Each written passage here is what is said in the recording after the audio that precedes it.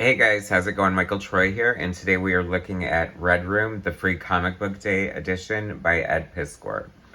Alright guys, so this is fun. First of all, check out this gorgeous wraparound cover. It is so cool. If you haven't heard of Red Room, it is like, I guess, indie, underground, and very underground considering the subject matter.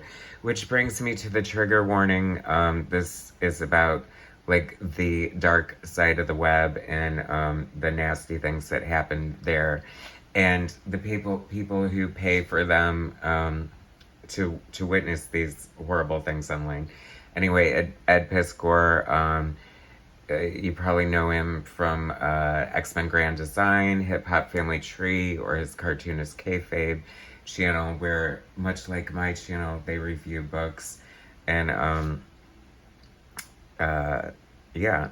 So, so this comic book seems like it's a huge hit. It has multiple covers all the time, like all these cool, like, what do they call them?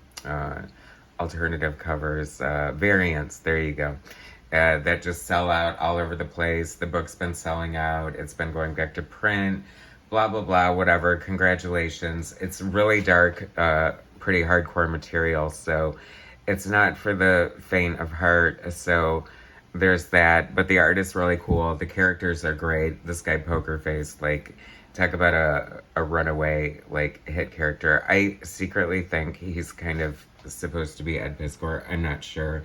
I don't know why I felt that way. Something just made me think that.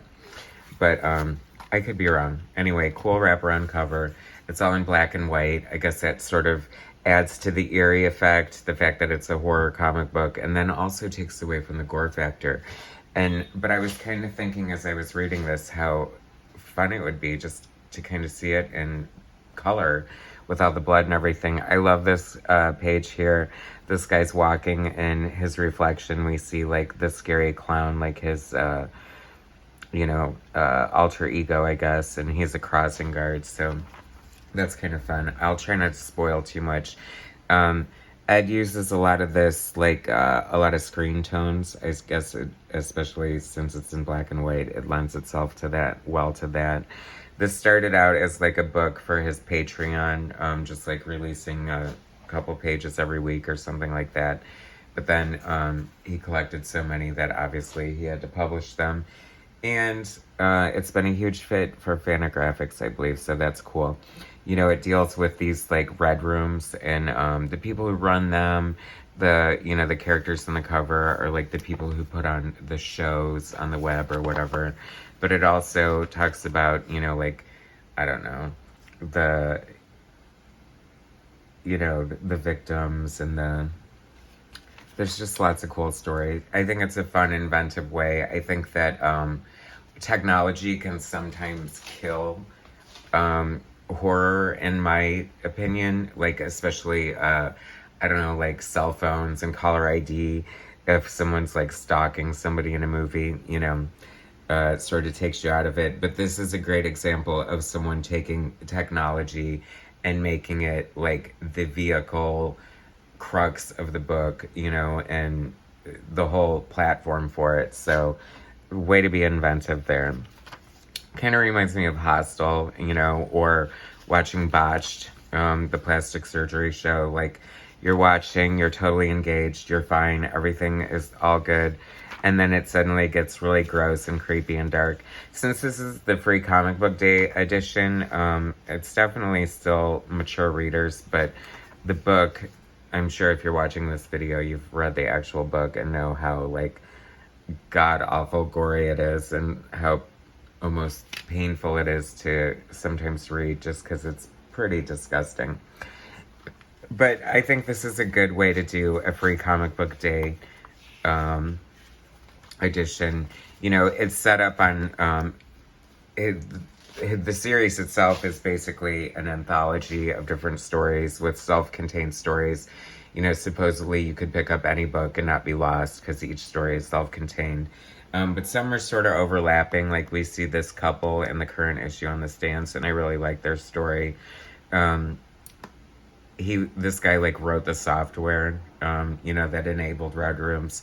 So it's kind of cool to get like the different, like it's like weaving a tapestry of different stories together. And I appreciate that. But the art is really fun. It's weird because he's totally Ed Piskor is a graduate of the Joe Kubert School of Cartooning and comic book art, and he's a very proficient artist.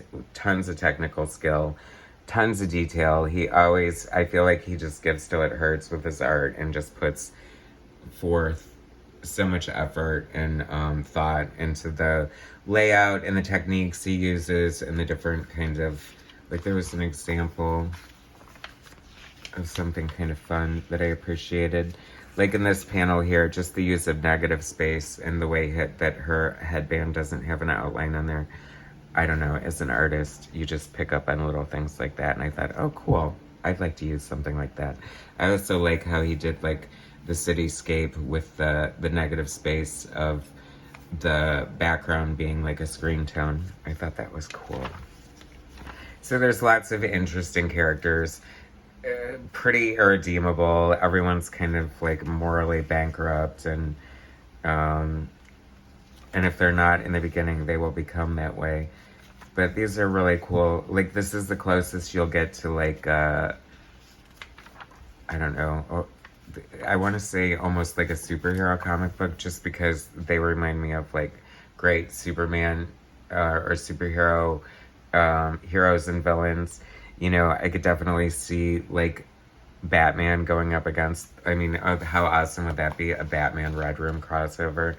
I don't think it would technically, I'm sure it's possible, but I don't know if it would happen given how brutal Red Room is compared to Batman, and I don't know if they'd want that association. Here's a bunch of fun characters that really cracked me up. The Gash, okay, that's hysterical. Betty Peppers, aka the Iron Maiden 666, hilarious. Love that little, mention of Iron Maiden there. Hilarious. Oh, and this was a surprise. Color. So we have color in this comic book, and it's a black and white book, and this is a fun little story. I thought it was kind of interesting to throw this in here for the like free comic book day edition, because it's a black and white book, and I thought, and here comes this color story, and it almost reads like a children's book because they look like little cartoon characters, but do not be lulled into a false sense of security, because this little creature is so cool. I love this effect of having like in color and then having this character be in black and white with the screen tones on it. I think it turned out really well and is very effective.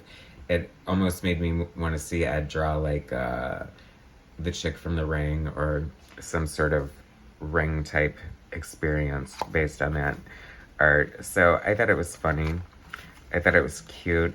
I think this is like an homage or a reference to a Bruce Jones and Bernie Wrightson story. And the only reason I say that is because he says, with love and respect to Bruce and Bernie at the end here, and I can't imagine any other Bruce and Bernie it would be, especially given like a horror angle.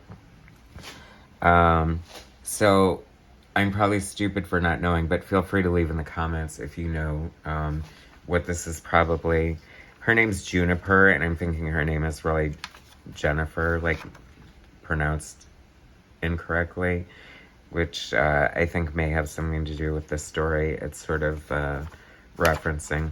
But I don't know. Anyway, so that was fun. I'm glad I got it. Thanks so much to Ryan at Golden Apple Comics for hooking me up with this. I wanted to make sure I got a copy. It seems like I'm always in a panic when Red Room comes out to run out and get it, because I know it's going to be flying off the shelves. If anything else is flying off the shelves these days. Anyway, so if you like comics on the darker side, I do recommend this book. For all you completists, you need this free comic book day edition, especially with the fun color story in the back. Anyway, that is Red Room by Ed Piskor. Thanks so much for watching. Please subscribe to my channel, hit like, share my content, and I'll bring you some more later. All right, thanks, guys.